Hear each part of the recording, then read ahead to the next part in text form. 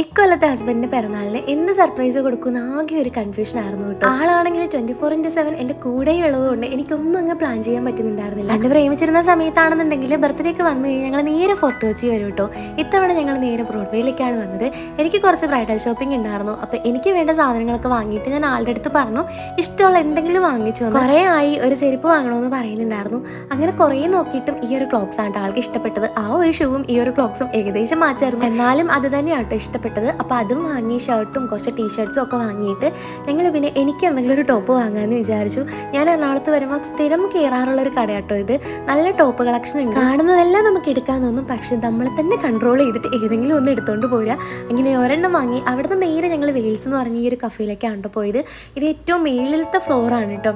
എത്ര ഫ്ലോറാന്ന് എനിക്ക് ഓർമ്മയില്ല. അപ്പോൾ ഇവിടെ വെച്ച് ആശാൻ ഒരു സർപ്രൈസ് കൊടുക്കാമെന്ന് വിചാരിച്ചു. അപ്പോൾ അനിയത്തിനെ കൊണ്ട് ഞാനൊരു കേക്ക് സർപ്രൈസ് ആയിട്ട് ഓർഡർ ചെയ്യിപ്പിച്ചിട്ടുണ്ടായിരുന്നു കേട്ടോ. അത് കണ്ടപ്പോഴത്തേക്കും ആശാൻ ശരിക്കും സർപ്രൈസ്ഡ് ആയി. കാരണം ഞങ്ങൾ കേക്ക് മുറിക്ക് തൊട്ട് മുമ്പേ അവിടെ കേക്ക് കട്ടിങ് നടന്നു. അപ്പോൾ അവിടെ കഫേയിൽ പാട്ട് ഇട്ടിട്ടുണ്ടായിരുന്നു കേട്ടോ. ഞങ്ങളും അതുപോലെ പറഞ്ഞ് പാട്ട് കേട്ടപ്പോൾ കേട്ടപ്പോഴത്തേക്കും ആരുടെ ബർത്ത്ഡേ ആണെന്നുള്ള കൺഫ്യൂഷനിൽ പെട്ടെന്ന് നോക്കിയതാണ് കേക്ക് വന്നത്. അപ്പം ഞാൻ അനിയത്തിൻ്റെ അടുത്ത് വെറുതെ എന്തെങ്കിലുമൊക്കെ ചെയ്യാൻ പറഞ്ഞപ്പോൾ അവളായിട്ട് ഇതൊക്കെ സെറ്റ് ചെയ്ത് തന്നു. കാര്യം എനിക്കൊന്നും തന്നെ ചെയ്യാൻ പറ്റുന്നുണ്ടായിരുന്നില്ല.